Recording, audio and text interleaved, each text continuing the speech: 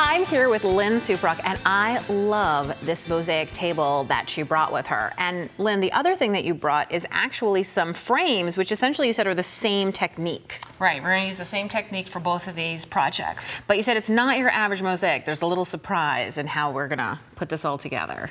Yes, we're going to do some decorative design or grouting, which is going to be a really different approach to putting in grout. Awesome. We're going to make it our own color, add our own things, so we'll get started and do that. Yeah. Okay, so what I have already set up is this is big, but I have a small frame, and this could be a mirror or a picture frame. And what you would want to do is set up your design element ahead of time. Where do you want your tiles? It's great to use recycled things like old jewelry pieces, and then also little twigs, you know, a little bit from nature. So you would kind of set out your design and how you would want it to look at the end. And then you're going to decide which ones you're going to have to glue on versus which things you're going to just set into the grout. How do you make that decision, which is better for glue and which is better for grout? Well, anything with a flat back, like the heart, we're going to glue down. The mosaics here are already glued down. Something like this is pretty hard to glue. It's very porous. Something like this as well, you don't want your glue oozing out of it, so you're just going to kind of set that in your grout. I was going to say, the twigs are round, the beads are round back. I get it. So flat back, glue, anything that's more porous or round. It's going to move around. Right. That's where we use the grout. So let me grab some of this glue, and I'm just going to give a quick brush to the back of this heart. And then I'm just going to set it, whoops.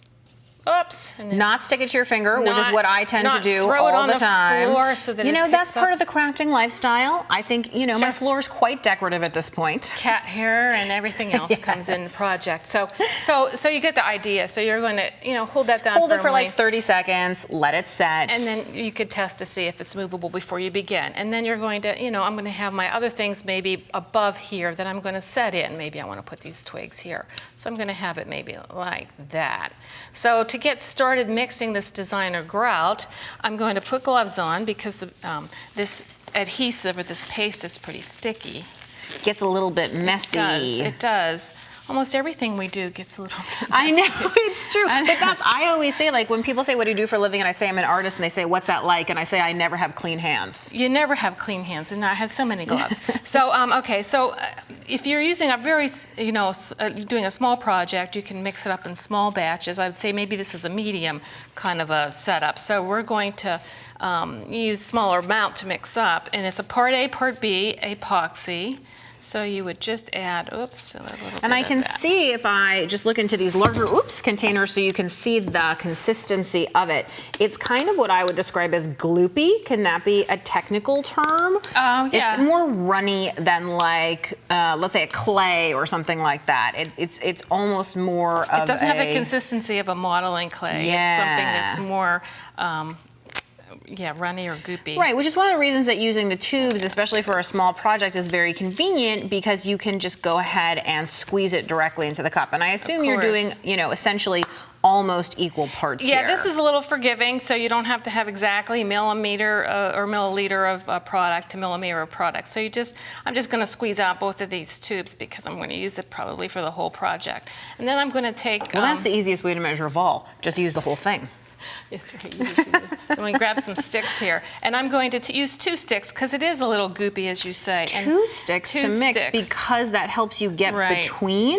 Or it helps, you know, the sticks won't break in all the mixing that you're going to do. So just get this kind of in here like that. See, it's just pretty goopy, but that's okay because you're going to put an additive in it, make it a little thicker, and I'll show you.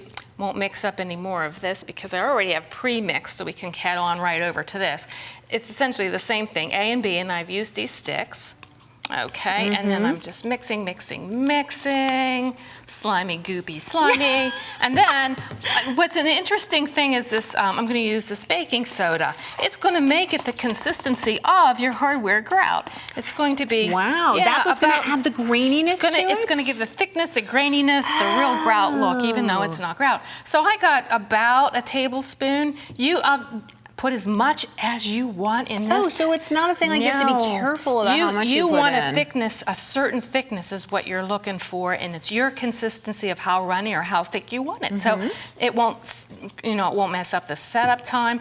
And then after you've added your baking soda and decided you have the thickness you want, I put a mica kind of powders in, some kind of... I thought that was going to be paint. Well, no, that was a lot of powder. See that powder that went in there? But that's okay. That's and then I like glitter.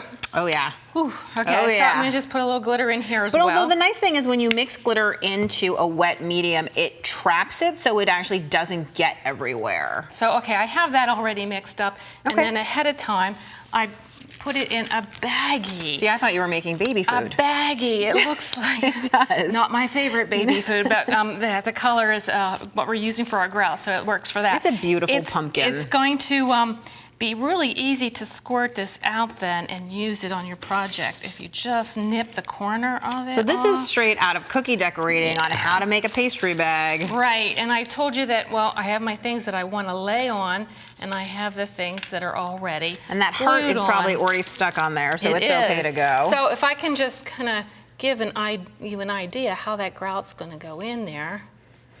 So you're just squeezing it around. Do you care if you go over on top of any of the tile, or are you trying to avoid it? That's too fussy. And actually, you can make your hole a little bit smaller when you go through these little, I did a little bit of a bigger hole than I should have, but you just kind of get the idea that you go around your piece.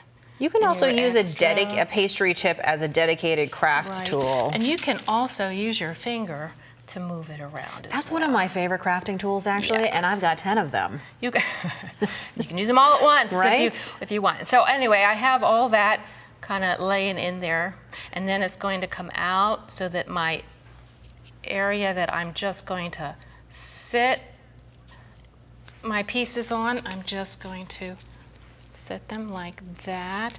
And of course, this will all settle. It's self-leveling. Okay. So once you have that in and all mixed, you're going to be able to just wait and let it dry for 24 hours.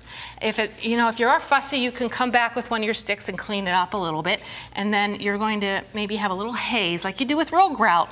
For that, you would just use a little cleaner, a little solvent, and a little rag, and you just buff it off and get it nice and clean, and it works like a charm. And for people who don't know what self-leveling means, it just means that it will become absolutely level over time. It'll level itself off, and there are no sides, as you see. Yes. So it only comes out a little bit. Right. And then it's done. And your finished pieces are absolutely gorgeous. I'm excited to make some mosaics with the grout under and over. Thanks, Lynne. You're welcome.